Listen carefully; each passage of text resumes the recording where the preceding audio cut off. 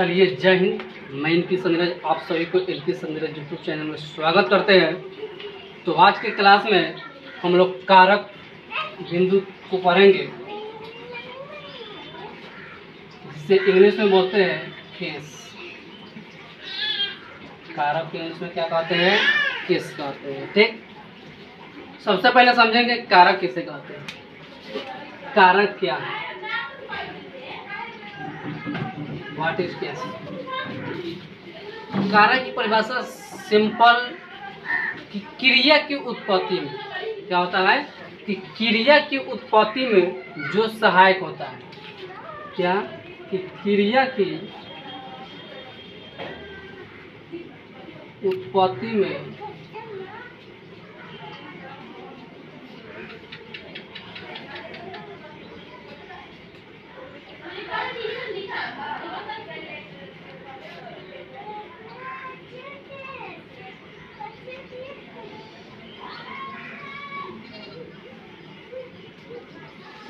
क्रिया की उत्पत्ति में जो सहायक हो उसे क्या कहते हैं? कारक कहते हैं। क्रिया का अर्थ क्या हुआ? काम, यानी कि कामुआ को करे में, कामुआ का जो है करने में जौन जौन सहायक करता है, जिसकी इसकी सहायता होती है, उसी को क्या कहते हैं? हम लोग कारक कहते हैं। सिंपल, क्रिया की उत्पत्ति में यानी काम को करने में जो सहायक है उसे क्या कहेंगे? कारक कहेंगे। जैसे कह देगा राम ने रावण को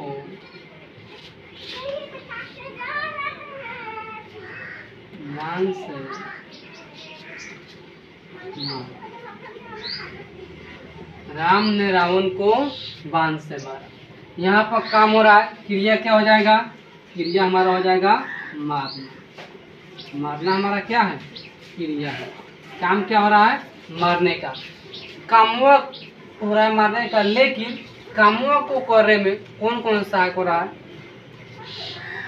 राम, रावण, बाण, यह तीनों सहायक हो रहा है, और इसी को क्या कहेंगे? हम कारक कहते हैं। अब समझेंगे किससे हम कौन कर्ता कारक कहेंगे, किसे कर्म कारक कहेंगे। ठीक, तो इसी को हम क्या कहेंगे? कारक कहते हैं। ठीक, राम काम कर रहा है, इसमें रावण भी का भी भूमिका है, बाण का भी भूमिका है। जैसे राम ने रावण को बाण से सीता के लिए मारा, तो ये सब क्या है? कारक है। ठीक, सोहन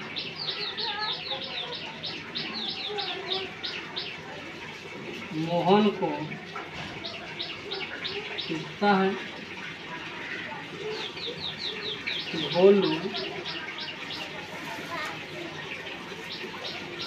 साफ करता है, ये सब क्या हो जाएगा? कारक। ठीक, अब जानेंगे कारक के कितने भेद हैं। अब जानेंगे जो है कारक के कितने भेद हैं। तो कारक के, अगर हिंदी में कोई पूछे कारक के कितने भेद हैं, तो 8 भेद है। कारक कितने भेद है? 8। लेकिन वही संस्कृत में कितना होता है? 6। संस्कृत में कितना होता है? 6। ठीक, तो कारक के कितने भेद है? 8 भेद है। कौन कौन? चलिए हम जानेंगे। कारक के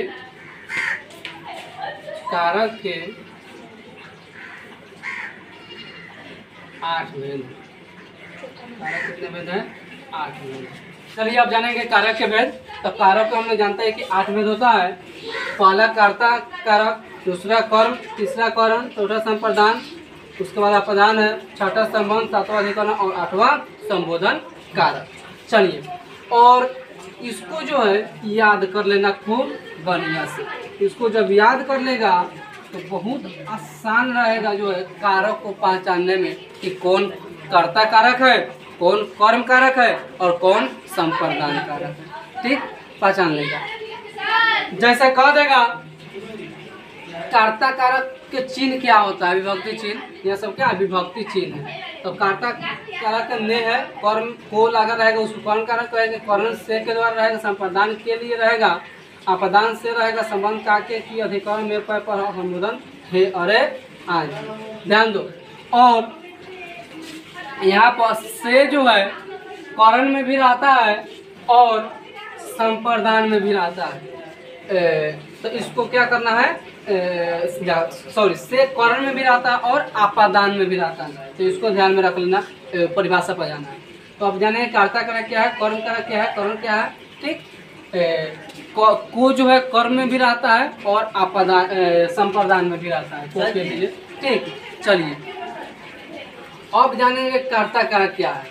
तो सिंपल काम करने वाले को क्या कहते हैं, कर्ता कारक कहते हैं। तो इसको याद कर लेना, काम करने वाले को क्या कहते हैं, कर्ता कारक कहते हैं। इसमें ने विभक्तियां जो है छुपा रहता है, क्या होता है, ने विभक्ति छुपा रहता है। जैसे राम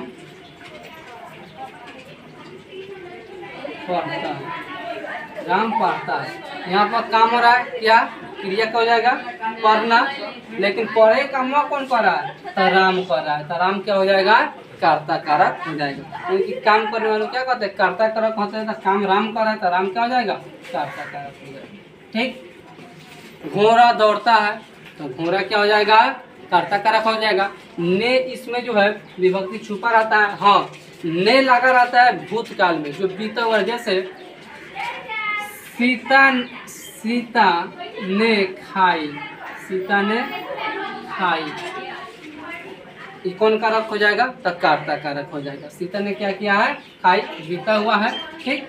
और वर्तमान काल में क्या रहता है, ने विभक्ति छुपा रहता है। कर्ता कारक समझ गया, काम करने वालों कर्ता कारक, जो काम करेगा कथी हो जाएगा, कर्ता कारक हो जाएगा। जो काम करेगा वही क्या हो जाएगा, कर्ता कारक हो जाएगा। दिक्कत नहीं। अब समझेंगे हम लोग कर्म कारक। तो काम करने का प्रभाव जिस पर पड़ता है उसे क्या कहते हैं, कर्म कारक कहते हैं। काम हो रहा है लेकिन काम करे के प्रभाव क्या पड़ेगा, जरा पर पड़ी वे कहते हो जाए, कर्म कारक हो जाएगा। जैसे कह देगा राम ने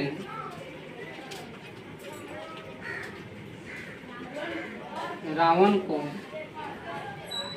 मारा, राम ने रावण को मारा। यहाँ पर काम हो रहा है, क्रिया को हो जाएगा मारना, क्रिया हमारा हो जाएगा मारना, लेकिन काम कौन कर रहा है, राम, तो राम कौन हो जाएगा, कर्ता कारक। और कर्म कारक कौन हो जाएगा, तो रावण को, क्योंकि काम करेगा मारे के, केकरा को मार रहा है, तो रावण को मार रहा है। प्रभाव किस पर पड़ेगा, रावण पर पड़ेगा। मान नहीं बानी राम रावण को मारेगा तो गोर हाथ केकरा टूटी, केकरा ना टूटी, रावण का प्रभाव केकरा पड़ी, राम पर पड़ा, तो रावण पर पड़ा, तो रावण क्या हो जाएगा, कर्म कारक, ठीक। सोहन मोहन को पीटता, सोहन मोहन को पीटता, इसमें कर्म कारक कौन हो जाएगा, मोहन को, क्योंकि प्रभाव मोहन पर पड़ेगा, ठीक। दिक्कत, राम आम खाता है, राम आम खाता है,